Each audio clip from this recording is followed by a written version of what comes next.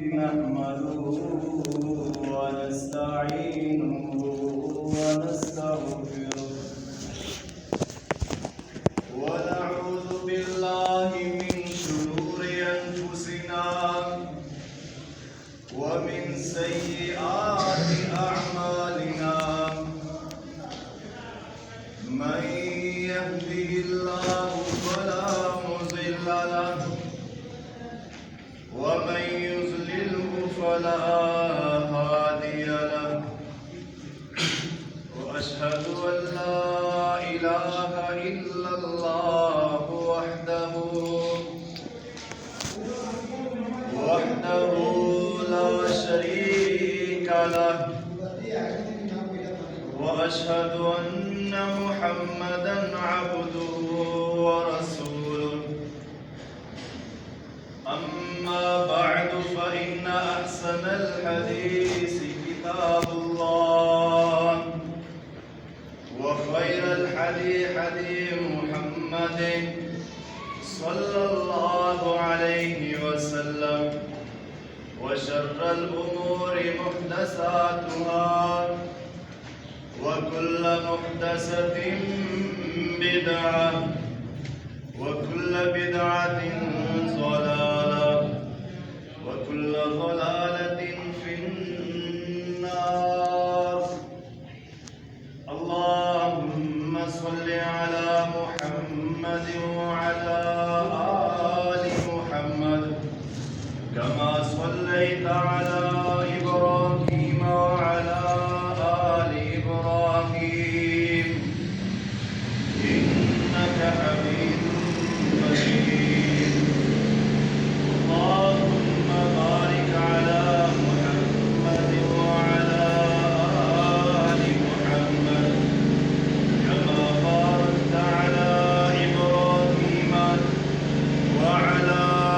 آل إبراهيم إنك حميد مجيد. أما بعد فإن أحسن الحديث كتاب الله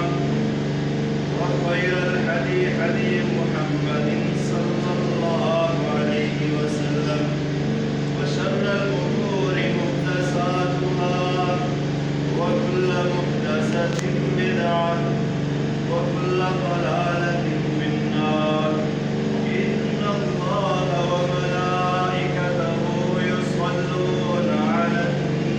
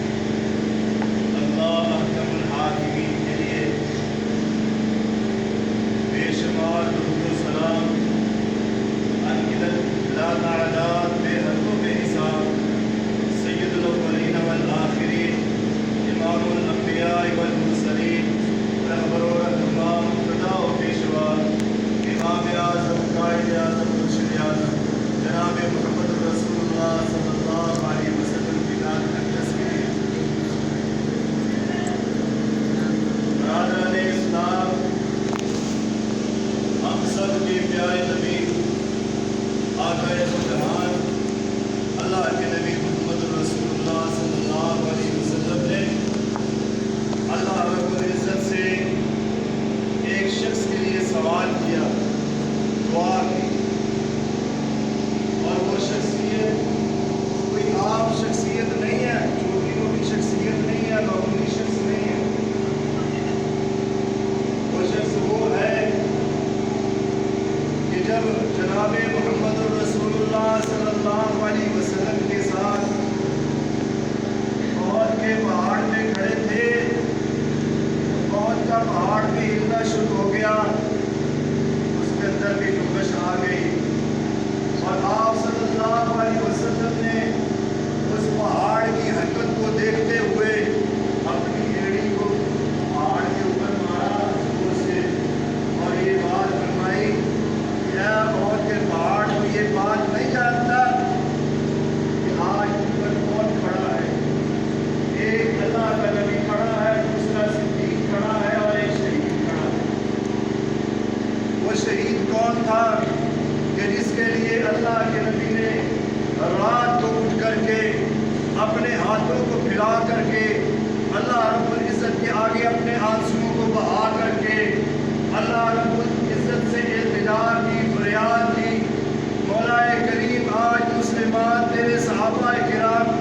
اللہ تیرے ماننے والے محمد رسول اللہ صلی اللہ علیہ وسلم کے ہاتھ میں ایمان لانے والے، اللہ کمزور ہے، یہ جو کافر ہے نا مشرک مکے کے لوگ جو ہے انہیں تنگ کرتے ہیں، اللہ آج اسلام کو طاقت کی ضرورت ہے۔ اللہ رب العزت سے دعا کی، اللہم اعز الاسلام بعمر بن الخطاب، اللہ میں تجھ سے عمر بن الخطاب کا سوال کرتا ہوں۔ اللہ کے نبی نے حضرت عمر بن الخطاب کا سوال کیا اور اللہ سے یہ بات بولی، یا اللہ عمر دے دے یا ابو جہل دے دے۔ اب دیکھنا انتخاب کس کا ہو رہا ہے، دعا کون کر رہا ہے اور چن کون رہا ہے۔ ادھر سے اللہ کے نبی نے دو رائے رکھی، اللہ یا تو ابو جہل دے دے یا عمر دے دے۔ اللہ رب العزت نے وہاں سے انتخاب کیا، اللہ نے کہا اے میرے پیارے حبیب تیرے لیے عمر اچھا ہے، عمر بہترین ہے۔ آپ صلی اللہ علیہ وسلم کے لیے اللہ رب العزت نے حضرت عمر کو چنا۔ حضرت عمر رضی اللہ تعالیٰ عنہ وہ شخصیت ہے کہ جب گلیوں سے گزرے تو شیطان بھاگتا رہا، آپ لوگوں کے اندر بیٹھے ہوئے اس میں تو یوں محسوس ہوتا کہ عمر کھڑا ہے، اور عمر رضی اللہ تعالیٰ عنہ وہ شخصیت ہے کہ سواروں کے اندر کھڑے ہوتے تو یوں محسوس ہوتا کہ سوار بیٹھے ہیں اور عمر کھڑے ہیں، یعنی اللہ رب العزت نے حضرت عمر فاروق رضی اللہ تعالیٰ عنہ کو کاٹ دیا، اتنی جوانی دی کہ سارے کافر ڈرا کرتے۔ ادھر اللہ کے نبی نے اللہ سے دعا کی، ادھر سے صبح کا وقت ہوا ہے، ابو جہل نے اپنا کرندہ بھیجا کہ جا عمر کی دہلیز میں دستک دے کر کے عمر کو بلا کر کے لا۔ جناب عمر فاروق آئے، عمر فاروق رضی اللہ تعالیٰ